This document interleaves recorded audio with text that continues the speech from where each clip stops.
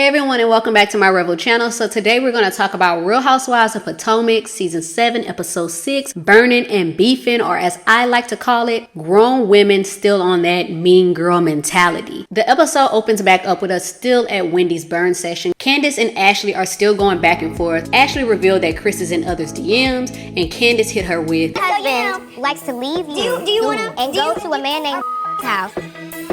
My face was everybody else's face that was sitting at that table. And honestly, I know we're going to say Candace shouldn't have said that, but all the women are throwing stuff out there, so I feel like she should have said something back. And quiet as kept, I don't think she was lying, y'all. There are so many things that have happened over the years that kind of makes this story seem very true. So Wendy tries to reel everything in by saying, hey, let's just burn it and move on. So while everybody gets up to leave, there's like literally 3 separate conversations going on. There's Ashley and Wendy, Giselle and Candace, and then the other women in the sprinter. When I was at Candace's house, she kept saying, Giselle is just being phony and she's just saying all of this because she wants to say it in front of the group. All I was saying to her is, with Mia saying that, he was looking at her, and with this information from my friend, maybe he needs to do just a little check and say, maybe I'm like being a little too friendly. The clips are showing he's really not even being friendly, y'all. It just seems like he's not even paying attention to half the stuff that y'all are even saying that he did. Like, it just doesn't make any sense. Ashley says she is not vindictive. Ashley, the definition for vindictive is having or showing a strong or unreasoning desire for revenge. Your face is sitting next to that because in last episode you said the pendulum swings the other way. You smiled and then you literally said it doesn't feel good, huh? So you were being vindictive. She also claimed that Chris was flirting with Deborah, but IDK, unless I see some footage, I'm not going to believe it because so many people have said things about Chris so far this season and the footage is saying otherwise. So then we have Giselle and Candace. Candace tells Giselle, she want to understand her and understand why she said what she said. And Giselle says this is why she felt uncomfortable. I'm in a room with a man that does not belong to me. Right. And the door's closed. Right. And so I asked him to go outside, and he immediately did. That's it. And I thought you should know. Her reasoning for feeling uncomfortable is valid, but the extra statements that you have made in like episode 2, I believe, that is where you messed up. You said, he was saying something about Candace. He was trying to see if I was with it. This is why she has an issue with it. You made it into something more than what you're saying it is right now. We also see Candace tell Giselle she's the reason victims can't come forward, and I was sitting there like, girl, that may be a little too far, but I understood what you meant when you said it. Whenever somebody exaggerates a story or something along those lines with something as serious as what Giselle is claiming, we see all the time people be like, well, how you know they not lying? Why they wait so long? This is why people sit back and stay silent, because they don't believe people are going to believe what they are saying. So you're making it harder when you sit up here and you exaggerate things. So in the other sprinter, they're telling Robin about everything that she missed while she's at the table. And side note, last review that I did, I told y'all she wasn't going nowhere, so she was doing too much. So we also see Giselle come up. She tells Robin everything as well, but in Giselle's fashion, she put the extra stank on it. She didn't even put 20 on 10. She put 50 on 10. Girl, you said stuff that wasn't even said at that table. You were exaggerating. Ashley goes to see her attorney. She gives her the rundown on where her and Michael are. They discuss the prenup, and while we thought she'd get half of everything, we learned from Watch What Happens Live that that's not the case. And on this episode, she says she's only entitled to some things from the past 8 years. Now, the lawyer basically tells her what we all have been saying for a very long time. Ashley, you have to be sure that Michael will be forthcoming with the financials and everything else. I don't know, girl. I just don't trust Michael. You should have been came to see that attorney. And quiet as kept, at this point, I'm not trusting Ashley either when it comes to this storyline. Because in your confessional, I'm stalling. Let's just be real.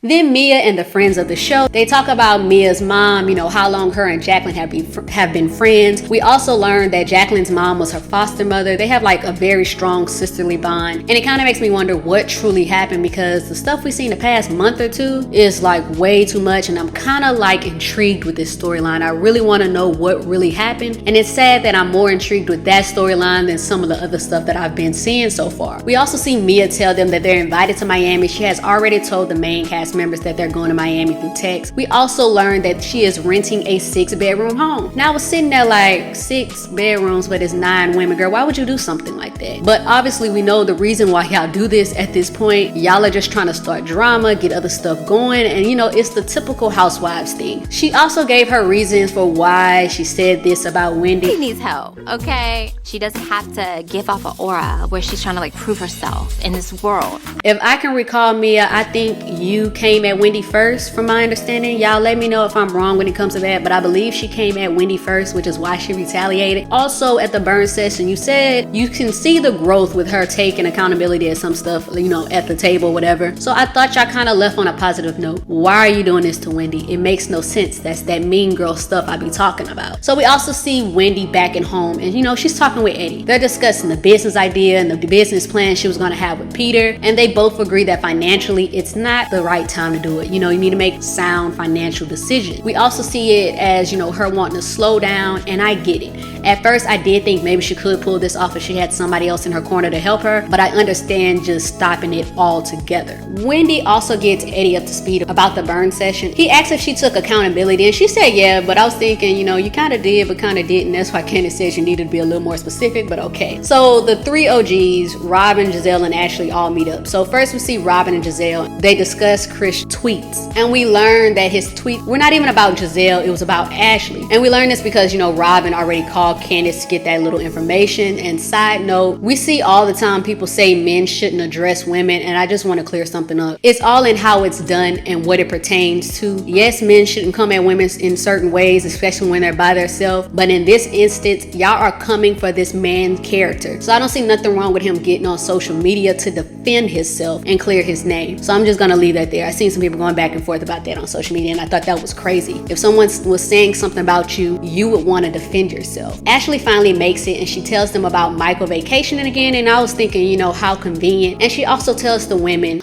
I asked about the LLC, right? So I was like, is the LLC made yet? He's like, no, of course it's not made. I wouldn't make something without talking to you first. girl, we catching you on your lies, because Robin and Giselle face was my face. You already told us that you did have it. Now you're saying it was never a thing. Then they also talk about Candace and what was said at the table and what was revealed about Michael. Robin says, you know, she actually knew this information years ago because Candace already told her. Giselle didn't know, and she kind of told us that in her confessional that, you know, she never heard that rumor before. Ashley says she doesn't believe it, but I already told you I feel like she does. She already knew about it. She was just trying to keep it under wraps. And in Robin and Giselle's confessional, we see production ask them, Believe the rumors are true? Listen, I'm not putting anything past anybody, especially Michael Darby. Never heard these rumors. Now this look like Juan Dixon, because we know Michael likes a little Juan. They also discuss Candace and how they feel she's taking it a little too far. We know her behavior, her activity on Twitter. He does the same thing. She's taking that to him. That's the only person he has to, you know, the only story that he has. She's dramatizing everything to him. Robin, you sat down with them and you said that Giselle was doing too much and X, Y, and Z. And you even heard Candace say, you know, Giselle needs to take it all back. So how is she doing too much? In the beginning of the season, I was liking Robin. It brought me back to the earlier seasons when she first was on there, but now it's like you doing the extra stuff and then I'm looking at you sideways again. Oh, wrong road. Then the women are on their way to Miami. We see Karen and Sharice. How are you, darling? I'm fantastic. Good to see you. You made it. They're so fake. It was super hilarious though. Candace is the only one that's not there. She's gonna meet them later because she has business to handle. So once they make in Emia's vehicle, they're discussing, you know, is it the faves in her car? And she says no, because, you know, we're missing Robin. They also talk about Giselle dating and her wanting a younger guy to add to her roster. Girl, if your roster was really that busy, you wouldn't do half the stuff you're doing right now. They discuss the rooms, but Mia promises Karen, you know, she's gonna still get her own room. The other women are in the car. They're talking about pretty much the same thing when we're talking about rooms and having space. We see Wendy correct Mia's grammar from the text message by saying, you know, Miami is not the tip of the South technically, you know, because of geographics and so forth. They also talk about the home, the location. I get the women's grievances, but the home is really nice on the outside though. I'm not gonna sit there and lie. I would stay in something like that, but I understand you need to have enough rooms for everybody, so that is like the only downfall when it comes to that. The home is just nice. The food looks really good. So Mia also gives the women cards, and their cards are basically named after stripper movies or so forth, and that's basically, you know, that lets you know what your room is going to be.